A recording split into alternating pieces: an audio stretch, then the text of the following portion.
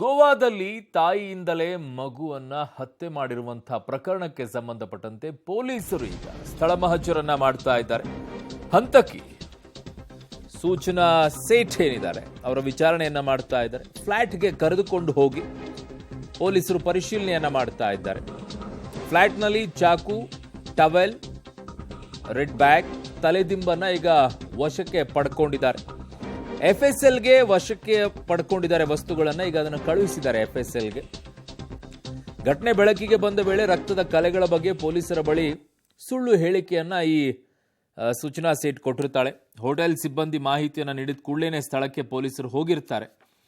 ಈ ವೇಳೆ ಫೋನ್ ಮೂಲಕ ಸೂಚನಾ ಸೇಠ್ ಸಂಪರ್ಕವನ್ನು ಪೊಲೀಸರು ಮಾಡಿರ್ತಾರೆ. ಆಗ ರಕ್ತದ ಕಲೆಗಳು ಋತುಚಕ್ರದಿಂದ ಆಗಿರುವ ಕಲೆಗಳು ಅಂತ ಆರೋಪಿತೆ ಹೇಳಿರ್ತಾಳೆ. ಮಗುವನ್ನು ಉಸಿರುಗಟ್ಟಿಸಿ ಕೊಲೆ ಮಾಡಿ ತಾನೂ ಕೈ ಕೊಯ್ದುಕೊಂಡು ಆತ್ಮಹತ್ಯೆಗೆ ಯತ್ನಿಸಿದ್ಲು. ಸದ್ಯ ತನಿಖೆಯನ್ನು ಈಗ ಪೊಲೀಸರು ಮುಂದುವರಿಸಿದ್ದಾರೆ. ಹಲವು ಅನುಮಾನಗಳು ಬಂದಾಗಲೇ ಈ ವಿಚಾರ ಆಗಿತ್ತು. ಹೋಟೆಲ್ನಲ್ಲಿ ಉಳಿದಂಥ ಸಂದರ್ಭದಲ್ಲೇ ತಲೆದಿಂಬನ್ನು ಇಟ್ಟು ಸಾಯಿಸಿದ್ರು. ಆಗ ಗೊತ್ತಾಗಿದೆ ಏನು ಅಂತ ಹೇಳಿ. ರಕ್ತದ ಕಲೆಗಳೆಲ್ಲ ಸಿಕ್ಕಿದೆ. ಅದರಿಂದ ಅನುಮಾನ ಬಂದಂಥ ಪೊಲೀಸರು ಎಲ್ಲ ಕೇಳಿದ್ದಾರೆ. ಆಗ ಋತುಚಕ್ರದಿಂದ ಈ ರೀತಿಯಾಗಿ ರಕ್ತ ಬಿದ್ದಿದೆ ಅಂತ ಹೇಳಿದ್ದಾರೆ.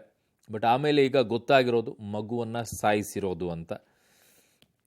ಸೊ ಗೋವಾದಲ್ಲಿ ಇವಳು ಈ ರೀತಿಯಾಗಿ ಹತ್ಯೆಯನ್ನು ಮಾಡಿದ್ದಾಳೆ. ಸೊ ಇದ್ದಂಥ ಫ್ಲ್ಯಾಟ್ ಏನಿತ್ತು ಅದನ್ನು ಈಗ ಪರಿಶೀಲನೆಯನ್ನು ಮಾಡಿದರೆ ಮಹಜರ್ ಮಾಡಬೇಕಾಗುತ್ತೆ. ಹಾಗಾಗಿ ಯಾವುದೆಲ್ಲ ಈ ಕೃತ್ಯಕ್ಕೆ ಬಳಕೆಯನ್ನು ಮಾಡಿದ್ರು, ಟವೆಲು, ರೆಡ್ ಬ್ಯಾಗು, ತಲೆದಿಂಬು, ಫ್ಲ್ಯಾಟು, ಚಾಕು ಏನಿದೆ ಅವನ್ನೆಲ್ಲ ವಶಕ್ಕೆ ಪಡೆಯುವಂತಹ ಕೆಲಸವನ್ನು ಈಗ ಪೊಲೀಸರು ಮಾಡಿದ್ದಾರೆ. ಮಹಜರ್ ಮಾಡಿದಂಥ ಸಂದರ್ಭದಲ್ಲಿ ಅವನ್ನೆಲ್ಲ ಸೀಸ್ ಮಾಡಬೇಕಾಗತ್ತೆ.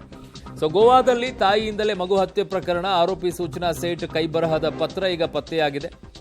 ಸೂಚನಾ ವಾಸವಾಗಿದ್ದ ಕ್ಯಾಂಡೋಲಿಮನ್ ಅಪಾರ್ಟ್ಮೆಂಟ್ನಲ್ಲಿ ಪತ್ರ ಪತ್ತೆಯಾಗಿರೋದು.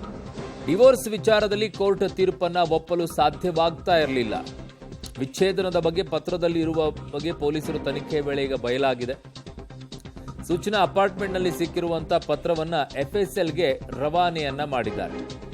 ಡಿವೋರ್ಸ್ ವಿಚಾರದಲ್ಲಿ ಕೋರ್ಟ್ ತೀರ್ಪು ಒಪ್ಪಲು ಸಾಧ್ಯವಾಗ್ತಾ ಇರಲಿಲ್ಲ. ಸೊ ಹಾಗಾಗಿ ಅದರ ಬಗ್ಗೆ ಉಲ್ಲೇಖವನ್ನು ಮಾಡಿದ್ದಾರೆ. ಈಗ ಪೊಲೀಸರ ತನಿಖೆ ವೇಳೆ ಇದು ಸಿಕ್ಕಿದೆ. ಈಗ ಆ ಪತ್ರವನ್ನು ಎಫ್ಎಸ್ಎಲ್ಗೂ ಕೂಡ ರವಾನೆಯನ್ನ ಮಾಡಿದ್ದಾರೆ.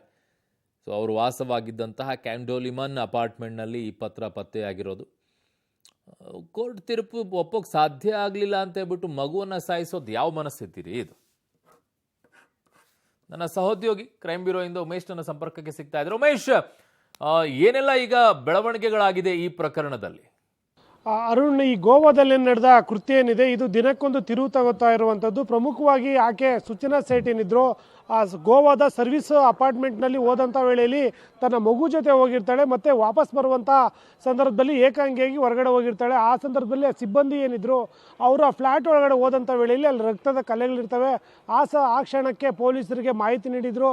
ಪೊಲೀಸರು ಆ ಸಂಬಂಧಪಟ್ಟ ಹಾಗೆ ಆಕೆಯ ನಂಬರ್ ತೆಗೆದುಕೊಂಡು ಇಲ್ಲಿ ರಕ್ತದ ಕಲೆಗಳಾಗಿದ್ದಾವೆ ಏನಿದು ಅಂತ ಕೇಳಿದಂಥ ವೇಳೆಯಲ್ಲಿ ಆಕೆ ಋತುಚಕ್ರದಿಂದ ಈ ರೀತಿ ರಕ್ತ ಕಲೆಗಳಾಗಿದ್ದಾವೆ ಅನ್ನೋದ್ರ ಬಗ್ಗೆ ಮಾಹಿತಿ ನೀಡ್ತಾಳೆ. ಆ ನಂತರದಲ್ಲಿ ಯಾವಾಗ ಮಗುವನ್ನೇ ಕೊಂದು ಈಕೆ ಹೋಗ್ತಾ ಇರುವಂಥದ್ದು ಯಾವಾಗ ಪ್ರಕರಣ ಬೆಳಕಿಗೆ ಬಂದಿತ್ತು ಆ ಸಂದರ್ಭದಲ್ಲಿ ಏನು ಪೊಲೀಸರು ಹೋಗಿ ಸ್ಥಳ ಪರಿಶೀಲನೆ ಮಾಡಿದಂಥ ವೇಳೆಯಲ್ಲಿ ಆ ಫ್ಲ್ಯಾಟ್ನಲ್ಲಿದ್ದಂಥ ಒಂದು ಚಾಕು, ಒಂದು ರೆಡ್ ಬ್ಯಾಗು ಮತ್ತು ತಲೆದಿಂಬು ಮತ್ತು ಟವಲ್ಗಳನ್ನು ಈಗ ವಶಕ್ಕೆ ಪಡೆದಿರುವಂಥದ್ದು. ಅವನ್ನು ವಶಕ್ಕೆ ಪಡ್ಕೊಂಡು ಈಗ ಎಫ್ಎಸ್ಎಲ್ಗೂ ಕೂಡ ಈಗ ಪೊಲೀಸರು ಕಳಿಸಿರುವಂಥದ್ದು. ಎಫ್ಎಸ್ಎಲ್ ಕಳಿಸೋ ನಂತರದಲ್ಲಿ ಅದು ಆ ಮಗುವನ್ನು ಯಾವ ಕಾರಣಕ್ಕೆ ಮತ್ತು ಯಾವುದ್ರ ಮುಖಾಂತರ ಕೊಲೆ ಮಾಡಿದಾಳೆ ಅನ್ನೋದ್ರ ಬಗ್ಗೆ ಮಾಹಿತಿ ಸಿಗಬೇಕಾಗುತ್ತೆ. ಮತ್ತು ಉದ್ದೇಶಪೂರ್ವವಾಗಿ ಕೊಲೆ ಮಾಡಿಲ್ಲ ಅಥವಾ ಆಕಸ್ಮಿಕವಾಗಿ ಏನಾದರೂ ಕೊಲೆ ಆಗಿದೆಯಾ ಅನ್ನೋದ್ರ ಬಗ್ಗೆ ಕೂಡ ಮಾಹಿತಿ ಲಭ್ಯ ಆಗಬೇಕಾಗಿದೆ. ಮತ್ತೊಂದು ವಿಚಾರ ಏನಂದರೆ, ಪೊಲೀಸರ ತನಿಖೆಯಲ್ಲಿ ಈಕೆ ಆತನ ಗಂಡನ ಜೊತೆ ಏನು ಲಿಟಿಗೇಷನ್ ಇತ್ತು ಅಂದರೆ ಕೋರ್ಟ್ನಲ್ಲಿ ವಿಚಾರ ಇತ್ತು. ಆ ಸಂದರ್ಭದಲ್ಲಿ ಈಕೆ ತಿಂಗಳಿಗೆ 2.5 ಲಕ್ಷ ಅಮೌಂಟ್ ಕೇಳಿರ್ತಾಳೆ. ಆದರೆ ಕೋರ್ಟ್ 20,000 ಅಂದರೆ ಕೇಸ್ ಇತ್ಯರ್ಥ ಆಗುವ ತನಕ 20,000 ಕೊಡುವಂತೆ ಸೂಚನೆ ನೀಡಿತ್ತು. ಆ ವಿಚಾರನ ಆ ತೀರ್ಪನ್ನು ಓದಿದಂತೆ ಈಕೆ ತೀವ್ರವಾಗಿ ಮಾನಸಿಕ ಖಿನ್ನತೆಗೊಳಗಾಗ್ತಾಳೆ. ಆ ಸಂಬಂಧಪಟ್ಟಾಗಿ ಒಂದು ಪತ್ರ ಕೂಡ ಬರೆದಿದ್ದಾರೆ. ಆ ಪತ್ರ ಕೂಡ ಈಗ ಪೊಲೀಸರ ಕೈಗೆ ಸಿಕ್ಕಿದೆ ಅಂತ ಮಾಹಿತಿ ಇರುವಂಥದ್ದು. ಹಾಗಾಗಿ ಅದನ್ನು ಕೂಡ ಎಫ್ಎಸ್ಎಲ್ ಕಳಿಸ್ತಿದ್ದಾರೆ. ಹಾಗಾಗಿ ಆ ಪತ್ರ ಈಕೆಯನ್ನು ಬರೆದಿರುವಂಥದ್ದು. ಅದರಲ್ಲಿ ಏನಿದೆ ಅನ್ನೋದು ಆಧಾರದ ಮೇಲೆ ತನಿಖೆ ಮುಂದುವರಿಯುತ್ತೆ. ಸದ್ಯಕ್ಕಿರುವ ಮಾಹಿತಿ ಪ್ರಕಾರ ಈ ಗಂಡನ ಮೇಲಿದ್ದ ಕೋಪಕ್ಕೆ ಈಕೆ ಮಗುವನ್ನು ಕೊಲೆ ಮಾಡಿರುವಂಥದ್ದು ಕನ್ಫರ್ಮ್ ಆಗಿರುವಂಥದ್ದು. ಆದರೆ ಯಾವ ರೀತಿ ಕೊಲೆ ಮಾಡಿದ್ದಾಳೆ, ಯಾವ ಕಾರಣಕ್ಕಾಗಿ ಕೊಲೆ ಮಾಡಿದ್ಲು ಅನ್ನೋದು ಎಫ್ಎಸ್ಎಲ್ ರಿಪೋರ್ಟ್ ಬಂದ ನಂತರವೂ ಅಷ್ಟೇ ಮಾಹಿತಿ ಹೊರಗಡೆ ಬರಬೇಕಾಗಿರುವಂಥದ್ದು. ಅರುಣ್. ಓಕೆ ಉಮೇಶ್, ನಿಮ್ಮೆಲ್ಲ ಮಾಹಿತಿಗೆ ಧನ್ಯವಾದಗಳು.